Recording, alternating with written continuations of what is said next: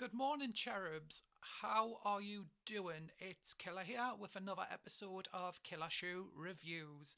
Now, I know it's been a while since I've last recorded and uploaded something, but a lot of things have been going on. Just basically life itself and the never ending whirlpool of shit that is my mental health. And things have gotten a bit tough because of COVID and lockdowns. And basically, I'm stuck in a house again. Well, we're all stuck in a house again and unable to mix with other households. We just need to see how long this one's going to last. But yes, it hasn't been helping my mental health at all. However, this has. Today's review is brought to you by nobody. Sponsor me, please. Um, Today's review is about the album Songs the Night Sings by The Dark Element, which is a project by former Nightwish vocalist Annette Olsen and former Sonata Arctica guitarist Johnny Limitel. And I really hope I pronounced that right, and if I didn't, I'm sorry. This is their second album. I know I'm a little bit late to the party with it being released last year. But in all honesty, this is the first time I've actually been able to sit down and listen to the album. And I have a few things to say about this album. First of all, this album has officially brought back the Annette Olsen that I know. The pop powerhouse that is Annette Olsen. I absolutely love this album. And in all honesty, it's far superior to the first album. It really is. It's so.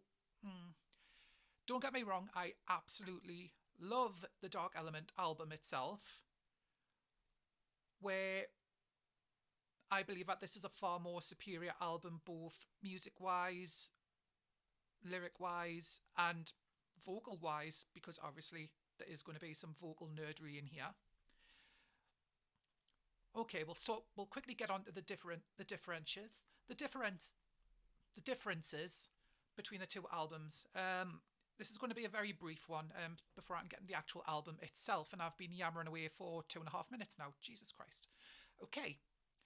Whereas with the first album was, don't get us wrong, was a really good album full of like Nightwishy pop bangers, which obviously at the time we knew Annette form were needed from Annette at the time.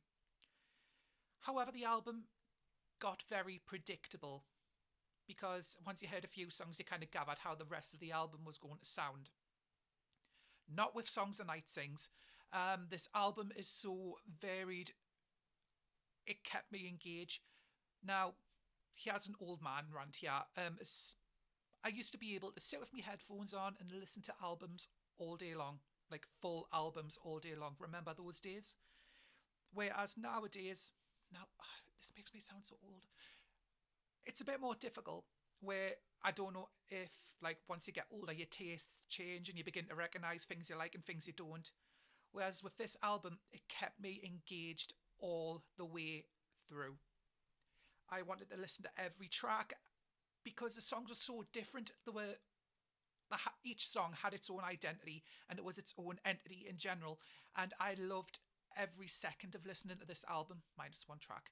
And I wanted to know where the album would take us next. There were so many different variations in style, as I've already mentioned. You would have elements which would make you reminiscent of Dog Passion Play, or elements of even kind of 80s pop rock, which kind of like reminisce back to Annette's time in Allison Avenue. And I think a lot of this album played on Annette's vocal strengths, where it would look, where Johnny would kind of look back and kind of see Annette's repertoire and say, right, we're going to take elements of each. And it worked so well. And I think Annette was challenged in this album in a good way. Because I think with the first album, it was very formulaic, very poppy, and very kind of in Annette's comfort zone. Where I think with a lot of this album, she was presented with a challenge vocally, and it brought out the best. It was like, yes, this is the Annette Olsen I know. This is kind of the Annette Olsen I've been obsessed with since I was 17 years old. And it was such a good return to form. Now, I'm just quickly going through my notes again. Yes, I forgot about that. Whereas mostly the tracks on the first album were kind of roughly pop based, so maybe averaged about 4 minutes, maybe five per track. This album had a lot of longer tracks where the average track was maybe averaging at about 5, 6 minutes. I absolutely love that because sometimes it's hard to kind of keep a listener engaged when you have a longer track. Whereas I did not have that issue at all with this album. I don't know why as I get older, my attention span just kind of has fell down the toilet. But with this album, every single track kept me engaged, and I wanted to hear this album all the way through. And I think I have just blasted through my notes. Yes, I have. Wow. Wow. I think. Wow, well done me for being on schedule and being prepared. So, what is my overall rating for Songs the Night Sings by The Dark Element?